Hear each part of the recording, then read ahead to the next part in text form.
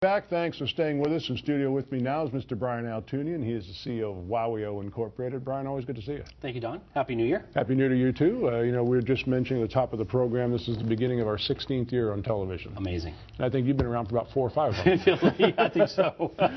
Now, I saw a piece of news that flew about late in the year that you're very, very close, or maybe you've actually completed the merger acquisition of the public vehicle. Tell us about that. Yeah, so luckily, because I'm still a private company, I can share information.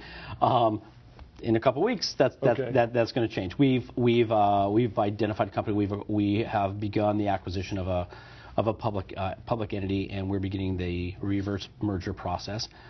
You know, and I think we may have talked about this before. You know, getting out to the public market, I'll tell you, especially now in this, you know, it used to be the post-Sarbanes-Oxley world. It's really now, you know, really post-2010 recession world. The SEC is putting a lot of rules and regulations and trying to really clean up the market and changing rules for broker-dealers on how they handle stock certificates for certain companies. And so getting out to the public market is getting much harder for companies. And frankly, I think that's a good sign because, you know, a lot of folks are out there on the public market that aren't ready to be out a public company yet. And so we've looked at the public market exit as a legitimate strategy for us at WOWIO for a number of reasons. First of all, the ebook space and the digital media space, which is a space that we're in, is really exploding right now. And so the opportunity to really, I don't want to say hawk our wares. It sounds like like a carnival barker, but it's really the idea that we're out there telling the market what we've got, because we've got this phenomenal patent that allows us to put advertising in ebooks. It really creates a new platform for storytelling in the digital media market space.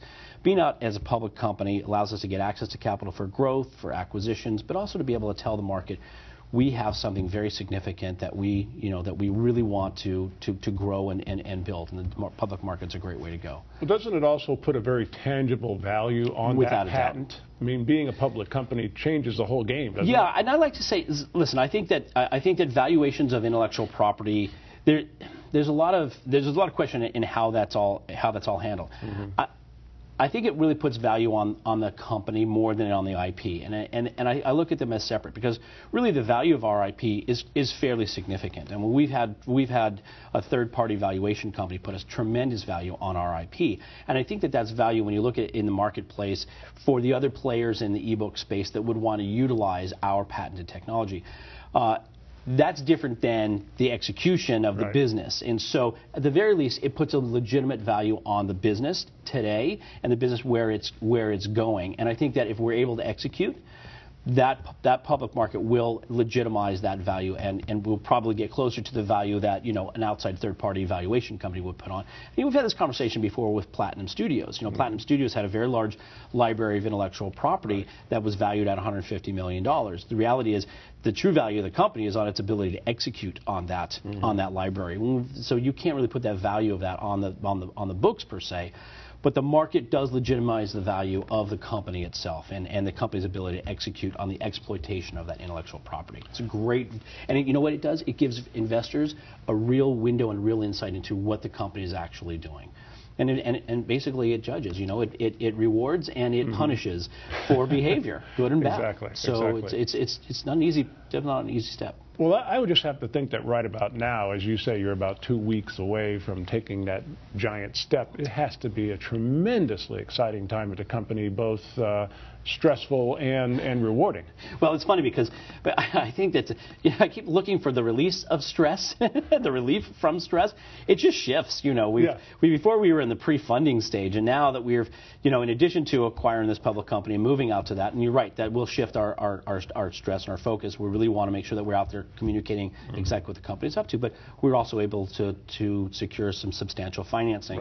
when that money's in the bank, we'll have a conversation about that, and I can share about that. We're very close to that being closed as well, but that is a release of stress, and again, it's just a shift of stress too. It's exciting. It was a very tough year last year in general, I think, for the economy. This year, I think, with everything that we've got going on, how the market is looking, we're going to be speaking at South by Southwest. The changing publishing models it's really impacting our business. This is going to be a great year for us. I'm really very excited. I've been waiting for the beginning of this year to really come and lay that groundwork for what we're trying to accomplish. No, you're absolutely right. I talk to business people every day, all day, and I've never seen a level of enthusiasm for a coming year as we have here in 2012. Yeah, ready to get rid of 2011.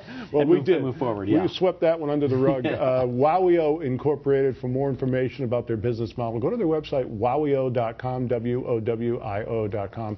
Brian, congratulations. We look forward to that big announcement here in a couple of weeks. Thanks for joining us. Thank you, Don.